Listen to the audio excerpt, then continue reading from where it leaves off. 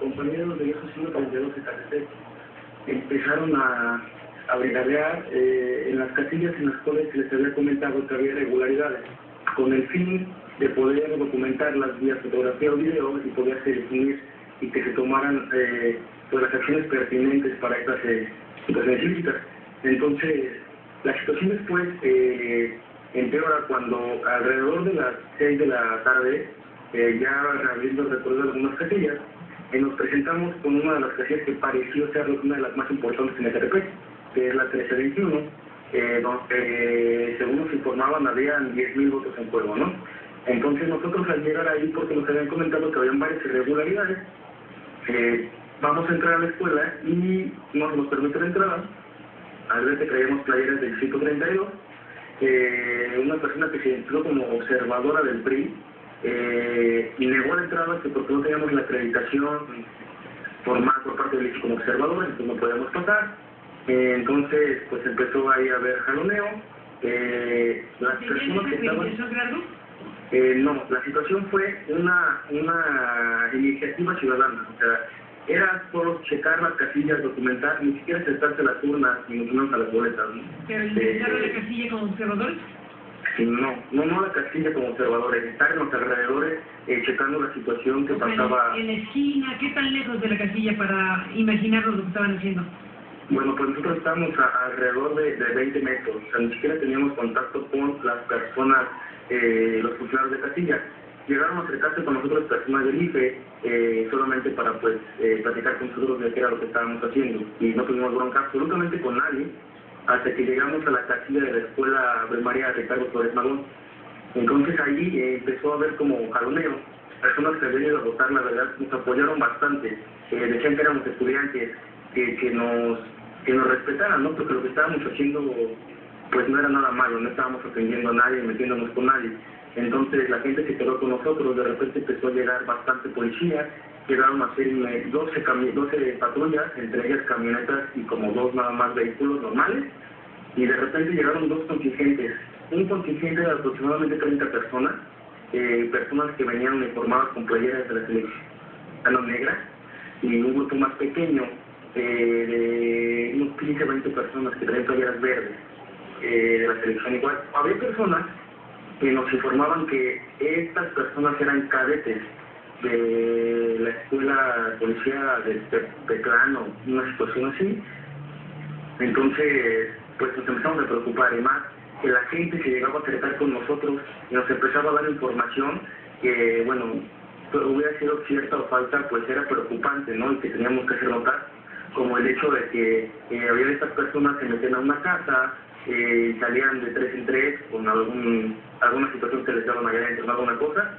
Entonces estas personas empezaron como a rodearnos, quedamos nosotros como replegados, recargados en una pared, protegidos siempre por las personas que iban a votar, ¿no? Incluso algunos funcionarios y personas observadores de partidos empezaron pues a cuidarnos. Había con nosotros varias chavas, los cuales empezamos a sacar una por una para pues no exponerlas, ¿no?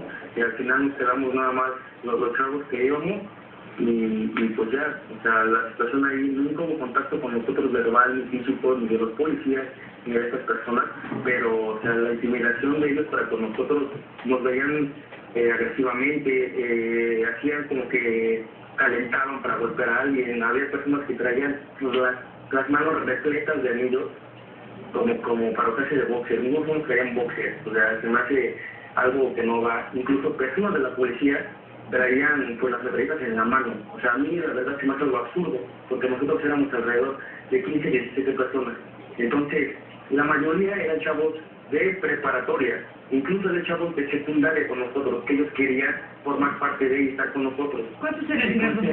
Más o menos ustedes. Éramos 17 personas. 17. ¿Y los otros? Los otros, pues digo que llegaron 30 personas con playera negra, 20 personas con playera verde, y pues los policías estaban ahí.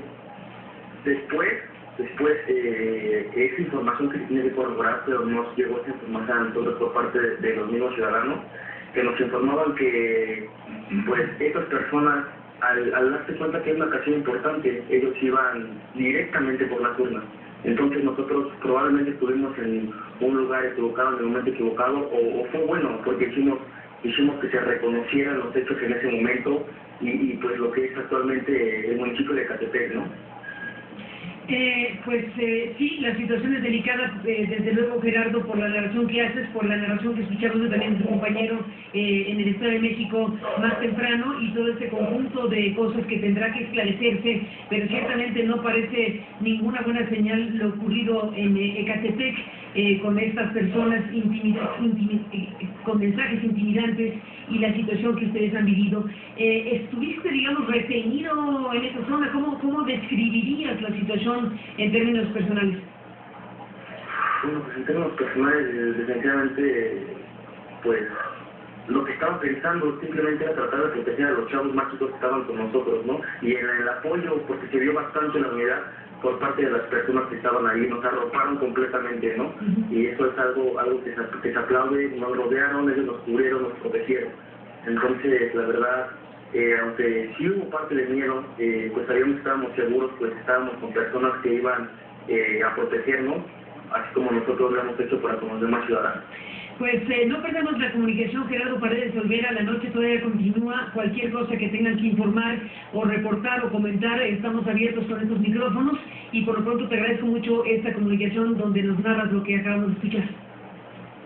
Al contrario, Carmen, muchas gracias. Gracias a ti, Gerardo Paredes Olvera. Pues